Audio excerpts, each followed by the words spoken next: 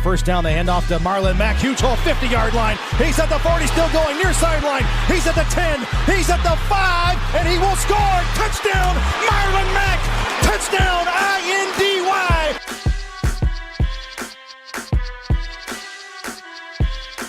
And again, it's picked off. It's Darius Leonard. Leonard with his second INT, and he's streaking down the near sideline. He's at the 40. He's at the 30. He's at the 20. He's going to go. A pick six for the Maniac. Horseshoe is back, baby. The horseshoe is back. What's up, Colts Nation? Welcome back to another episode of the Bring the Juice Colts podcast. Joined alongside Andrew Thomason. We went to the game together. Andrew, what was your impressions of this game, man? Well, first off, did you have a lot of fun? I know I did. I did. It was fantastic. I was talking to Cody off air, and I was telling him that this is my first Colts game, about 2 or 3 years, and we had a lot of fun. He and I did, and a couple other of our friends, and it was a really nice experience. It was nice to come out with a win, although I know I speak for both of us when I say a win's a win, but that one was a bit shaky at first. Oh, my word. Talk about that. Yeah, I mean, they were down, 21-0 at one point? I mean, it was a disaster in the first half, especially defensively. I mean, the Colts just really struggled to do anything against this Bengals offense in the first half, and then they come out in the second half. They have a similar outing to how they did in Cleveland. They allow 3 points. They look fantastic once again. I'm kind of curious your thoughts. Like, what do you think is the difference between the first and second half? Like, why does this happen? Why does this happen back-to-back weeks now?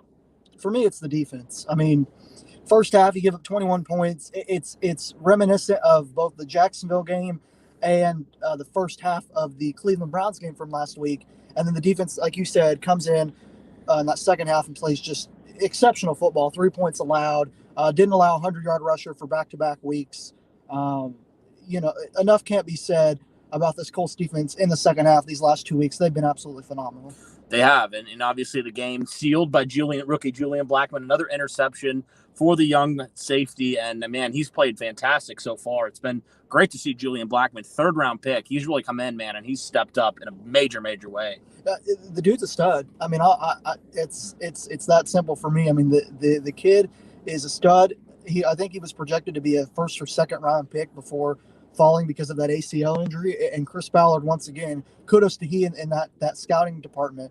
I think they may have found another diamond in the rough, and he's been exceptional this season. Yeah, I know the knock on him was obviously just the injury, but he's come back and really hasn't missed much action. I'm sorry. So it's great to see Julian Blackmon looking good. And speaking of looking good, man, Phillip Rivers looked really good beyond that boneheaded interception where we were just like, why do you throw that? It's second down. You have multiple more downs to go.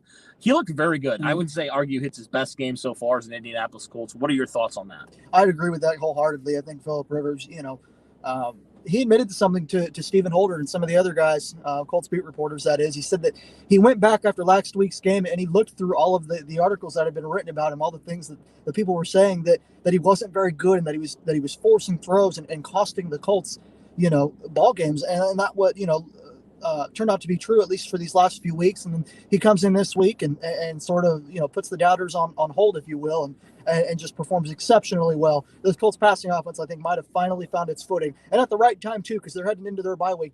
You couldn't have found a better time to get your passing game going. Yeah, again, the Colts offensive line, at least in terms of pass protection, kept Rivers clean on the day. No sacks against him. So you got to love that from them. Getting Costanzo back was a huge thing for this offensive line. After, Raven Clark, I thought he played decent last week, but obviously he's no Anthony Costanzo. Playing against one of the best pass rushers in the game, Myles Garrett, it's going to happen. But nonetheless, it was great to see Costanzo back in there, have all 5 of these offensive line starters in there again. But in terms of the running attack, the Colts still struggled in certain areas in running the football. Jonathan Taylor, I believe, had 60 yards on about 12 carries, so about 5 yards per carry, which is pretty good. But then there were also some situational things where the Colts offensive line, they still struggled to run the football in key moments. What was your overall impression of this offensive line? Yeah, underwhelming in regard to the running game. That's for sure. And it's been that way all season, unfortunately. It's this is certainly not the same dominant running attack from the offense that we've been used to seeing the last few years. As you said, 12 carries, 60 yards, 5 yards a carry, pardon me. It's good, but if the Colts want to play solid football in January, if they want to play football in January at all, you have to have a solid fundamentally sound running game. And right now they just don't have that. Yeah, absolutely. What do you think needs to change in order for them to get back to that? Because they were dominant the last couple of years, especially last year. They were top 10 in the league. What do they need to do in order to get back to that from an efficiency standpoint? Well, in the first half, I kind of thought that their offense was a little vanilla. It was predictable. Mm-hmm. It was Cincinnati was stacking the box and almost daring you to run the ball. Yeah. And then Phillip Rivers wasn't as efficient, those first couple of drives as he was the rest of the game. And I think overall, you can't come out and be predictable. You need to come out and start things right and start with maybe a big play or just get the ball to your playmakers. That's the biggest thing. I think a lot of times, we've talked about this off air, the Colts have a tendency of getting away from what works for them, whether it's the running game or in this case, for today, and then in other cases, maybe the passing game. And it's one of those things that, if it's working for you, why go away from it? And the Colts certainly need to they need to get their running game going here soon. Yeah, and speaking of predictability, I mean, we talked about it. We were frustrated beyond belief because it's like, at the point when the Colts are down 21-0, we're like, it should be the other way, right? The Colts should be up 21-0. Exactly. From all our predictions on this game. It was just a weird thing. But yeah, you talk about predictable, almost Pagano-esque in execution, or lack of execution rather, in the first half. And obviously that something needs to change there. It seems like it's been a couple times now during this season alone where you've just kind of been like, Frank, what are you doing offensively? Like, you're so predictable. Like, I could read what you're doing at this point. It just is weird sometimes with Frank Reich. And, we were talking about it a little bit of the game. I said, I've had issues with certain things that Frank Reich has done dating back all the way to the Kansas City loss, that divisional game, right? The Colts could run the ball. That was Kansas City's kind of kryptonite on defense. Colts went away from it, and the game really wasn't that close. And I know Patrick Mahomes and company, they're hard to beat, but that was the formula for the Colts to go and beat them, and they just didn't do it. And there's just been different moments in the Frank Reich tenure where you're just like, Frank, why are you going against this? This is the weakness of this team. Why are you not exposing it? And I think that was just I was just very concerned for Frank Reich. At what point should we be concerned about Frank Reich and his lack of attacking the weaknesses? I mean, he figured it out, but at the same point in time, you need to play 60 minutes of football. You can't play a half, and it's going to catch up to you. You can do it against the Bengals. When you're playing the Ravens in a couple weeks, that can't happen. No, it can't. And for me, the criticism of Frank Reich's play calling, particularly in the first half, is well earned, if you will. It's he's certainly earned that criticism with some of the, just as I said, the vanilla, predictable play calls, the inconsistencies, the lack of big chunk plays down the field, is particularly to start these last two games. I mean, obviously it picked up there, towards the beginning of the first half, or towards the middle of the first half rather, in the beginning of the second. But I mean, the predictability, it'll get you beat in the NFL. And like you said, you're playing better teams down the road, the Ravens, the Packers. If you want to beat those teams and you want to play, sound football come January, you have to be able to get creative on offense and fast. Yeah, and gosh, even Detroit put a pounding on Jacksonville today. So, I mean, they're not a team that I would overlook either. So, you can't just play down to your opponents, which has been an issue we've talked about, right? The Colts sometimes play down to their opponents. I mean, Jacksonville, people were trying to say Jacksonville's a good team. They're not a good team. I mean, it's clear now, and the Colts played down to them in week one. And Frank Reich and this Frank Reich-led team, for some reason, they have a tendency each and every year to pick out a couple games where they play down to their competition. Fortunately, the Colts came out with a win. Definitely a lot closer, tighter game than we expected. But let's talk about this passing attack a little bit more. Some more positives. Marcus Johnson. I mean, good grief. This guy, goes from practice squad to active roster the last couple weeks. He has over 100 yards in this game. Looks fantastic overall. What was your impressions of Johnson? These last 2 weeks, he's shown up in the clutch. The Colts, obviously, as we know, have a lot of injuries at wide receiver, and it's hard to replace guys like Paris Campbell, Michael Pittman Jr., even that big body threat that you have on the outside, to maybe catch those 50-50 contested, throws if needed. And it's hard to replace something like that. And when you look at guys like Marcus Johnson and T.Y. Hilton, who may have not had the greatest of games, that being Hilton, he certainly stepped up when the Colts needed him to. A couple key catches on third down and moved the chains, helped the Colts to secure another win. And like you said, Marcus Johnson, spectacular these last 2 weeks. They need to get him more involved moving forward. Yeah, for sure. Another guy who had a pretty solid game, Zach Pascal. He had a really awesome touchdown catch in the end zone. We saw that live, obviously.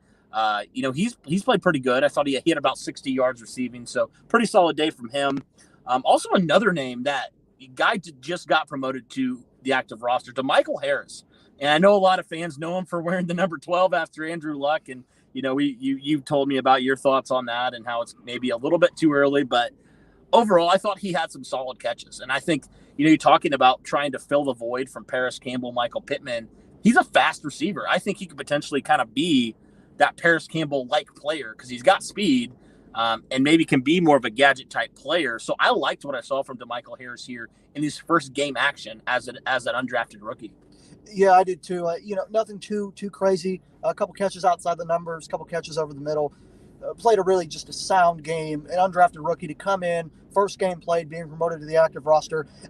And let's not dismiss how good this Bengals secondary is, Cody. They're top 10 in the NFL. And, a lot of people look at the game and you think, okay, it's the Bengals. Everybody beats the Bengals. Well, the Bengals are top 10 in yards allowed per game, passing and rushing, and Phillip Rivers carved them up today. Yep. And DeMichael Harris was a part of that equation. So kudos to him, and kudos to the Colts passing offense for finally finding their footing. Yeah, and then Jack Doyle and Trey Burton had some key catches. Both had touchdowns today. We were just like, you were saying it during the game, finally the Colts are using their tight ends. They're all healthy. We were scratching our heads last week. Why did Mo Alley Cox and Jack Doyle between them have 2 targets the whole game? And now Jack Doyle got a little bit more involved. You saw Trey Burton a little bit more involved, had some key catches.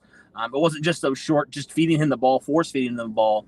He was actually making plays, and I really was encouraged by Trey Burton and Phillip Rivers' connection here against the Bengals. You mentioned they have a pretty good pass secondary, honestly. Yeah, I was too. And you said it. I don't want to sit here and repeat everything you just said, but 2 catches on 2 targets, no catches last week for either of the tight ends, that being Doyle and Mo Alley Cox. Alley Cox obviously didn't play today due to injury. Jack Doyle, Trey Burton really stepped up, as you mentioned, when they needed to, and really helped Phillip Rivers, be more efficient on not just overall, but on third down especially. That was one of the biggest issues with this Colts offense really all season. It's the third down efficiency, and today they were much better again against one of the better passing defenses in the NFL. Let's like I said, not be too dismissive of this Bengals unit. They're not a lot of name brand players, pardon me, but William Jackson, a former first round pick, Jesse Bates, a former second round pick. I mean, they've got guys in that secondary that can play, and the Colts carved them up today. Yeah, they did. And you mentioned they were good. Like in some areas, we said it was kind of a complete opposite game from what we've seen in terms of third down efficiency, red zone efficiency. And this defense was struggling against this Bengals passing attack. And they were the number 1, pass defense a couple weeks ago. So it was just kind of a weird game, but ultimately, and it was ugly and weird, but ultimately the Colts came out on top, and that's what matters. Absolutely. A win's a win. It was a very interesting win. A lot of highlights, a lot of lowlights. Pardon me, but if you can't tell, Colts fans, my voice is shot from the game. So pardon me. Excuse the voice crack there. But no, it's Cody. The one thing that I will say, my biggest positive, my biggest takeaway was the 31-6 run. Yeah, I mean, we've had questions about this Colts offense all season long. Are they built to come from behind? Whether you're playing the Cincinnati Bengals or you're playing the Kansas City Chiefs, you get behind. You have to be able to show resiliency, and you have to be able to show, grit and fight, if you will, and be able to, to climb your way back into games. And it's difficult, regardless of what team you play in the NFL. The NFL is the NFL, and anybody can win on any given Sunday. And for the Colts, they got it done when it mattered most, and they get a solid win going into the bye week. Yeah, and I think it was a crucial game for them. How do you come off of that ugly loss? Like, how do you respond? Obviously, they started not good at all by any stretch of the imagination. But you're right. I think this is the point in the season where we're going to ask the question, what is this Colts team's identity, right? What are they going to do when adversity strikes and you're down to a team you should be up by multiple touchdowns? How are you going to respond? I mean, we saw this last year. The Colts ultimately proved last year in 2019 they weren't mentally tough enough, and they collapsed. And that's what we saw in the second half of the season. And so I'm encouraged for sure that the Colts feel like, you had the question mark. Can they come back when they're down? And they showed they can. I get it. It's the Bengals, but you mentioned this isn't like some bottom of the barrel type of defense. Like, they're not in terms of the passing attack. So very encouraging. Also an encouraging thing, no significant injuries going into the bye week. That is definitely huge. Yeah, very, very, huge indeed. And, that's one of the things that kind of, to a degree, has sort of I don't want to say derailed the Colts necessarily, but it's been a concern, especially offensively. The loss of Marlon Mack, Paris Campbell, Michael Pittman. I mean, those are three key offensive weapons. And the Colts offense up until this week had really, really struggled without those guys. And so, no injuries to report going into the bye week. That's great news. The Colts get a solid win. And one other thing I will say, Cody, is this defense deserves a ton of credit. That's back-to-back weeks now where they've given up less than 10 points in the second half. Yeah. And the offenses don't have to be prolific. Obviously, the Bengals on offense, they obviously aren't the greatest. But don't, like I said, let's not be dismissive of the passing defense, that of the Bengals. I'll say the same thing for the offense. Joe Burrow, T. Higgins, Tyler Boyd, A.J. Green, Joe Mixon, they can play now. Mm-hmm. They aren't scrubs. Right. So for the Colts to come out defensively in the second half and to essentially shut them out, to allow only 3 points, is extremely impressive. Extremely impressive. Yeah. One last thing I'll talk about that we mentioned a little bit. It seems like there's a lack of consistent pressure still from the defensive line. And that's a little bit concerning. I know Tyquan Lewis had a sack. DeForest Buckner had a sack. But overall, I felt like the pass rush still is in a place where it needs to improve. It needs to show improvement, especially, you mentioned Lamar Jackson, who's coming up. You've played Deshaun Watson a couple times. You play some really good quarterbacks, Aaron Rodgers and some other ones. The Colts really need to find consistent pressure because they have struggled so far to get consistent pressure on the quarterback. And we saw it. They were carving up that zone defense in the first half because there was no pressure on Joe Burrow. And this is the Bengals offensive line. They allowed 7 sacks last week. I think the Colts got 2 in total this whole entire week. So that is a little bit concerning for me. I don't know your thoughts on that. Yeah, it's certainly noteworthy. I'll say that much. It's you brought DeForest Buckner in to make plays like he did today. He had a sack on a major third down. Then, of course, Phillip Rivers with the costly turnover. I mean, let's just be honest. It's not really a Colts game unless Phillip Rivers has a turnover, is it? I mean, right. At least that's what we've been accustomed to these last 5-6 weeks. And so, pardon me, but the defense, particularly the defensive line, the lack of pass rush is something to keep an eye on moving forward. Like you said, you play better teams, the Ravens, the Packers, Tennessee. Let's not lose sight. They're 5-0. They're playing fantastic football in Tennessee. And then Deshaun Watson is always, a tough go around. So, the Colts certainly, of all the things that they need to work on, the pass rush, I think, is first and foremost. You have to be able to get there consistently. They've got the players to do it, but you have to be consistent. Yeah, I definitely agree with that. And it was also good to see Xavier Rhodes have a good game as well. Another good game. After week 1, he's been phenomenal. Absolutely. I'm super excited for him and his continued play in the secondary. Rocky Sin kind of an up and down day for him. But overall, I felt like after the kind of embarrassment in the first half, after that giant, I think it was T. Higgins that got the giant pass down the sideline. I felt like after that, this defense really played very well. So I'm encouraged. There's definitely things they need to clean up. But, like you said, it's win's a win. The Colts are 4-2. Unfortunately, Tennessee had to be pesky and go and win that game against Houston in overtime.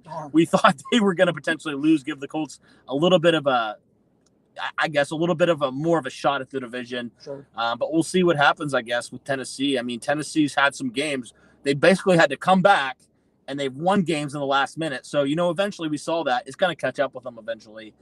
So hopefully they start dropping a few games, and the Colts can heal up a little bit. Darius Leonard was out again. Hopefully he can heal up, be back for the Lions game and down this stretch because the Colts, man, they've had a pretty easy go of it so far. They're going to play some really hard competition here coming up.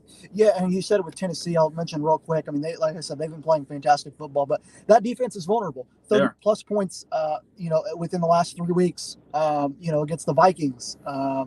And then today against Houston and Deshaun Watson and offense for Houston that was kind of I want to say mediocre but average. Deshaun Watson obviously did his thing, and as did Will Fuller and several other guys. But Tennessee, it kind of reminds me of the Colts of last year, where they had all these one possession wins. You're 5-2, but you've got you're winning by 7 and 10, and you're not winning by double digits. And for me, like you said, I agree wholeheartedly. It's going to catch up with you eventually. You're going to play better teams down the road, better teams that are offensively, and it's eventually going to catch up to you if they're not careful. Yeah, absolutely. Well, I think that's it. I think that's all we're going to talk about for this game. Thank you, everybody who's tuned into the stream. For the 80-plus of you who are in here, thank you so much. Be sure to like the video. Be sure to subscribe. We're going to continue throughout the week. I know it's a bye week coming up here, but we're going to definitely do a giveaway that really cool Colts neon lamp. So I want you guys to be able to check that out. Post it on Twitter, and also I posted it on Instagram and Facebook. So be sure to check it out there. Be sure to get enrolled for that as well. But like I said, Colts are 4-2. It hasn't always been pretty. In fact, sometimes it's been downright ugly. But hey, Colts are winning record through 6 games, and that's all that matters right now. Yep, 4-2, bye week coming up, and boy, we were talking off air. Do they need it after today's win? Close. A win's a win, but a lot of things to look forward to. A lot of things to keep your eye on, and I think that's it. Yeah. All right. Well, thanks guys so much, and as always, go Colts. If I can figure it out.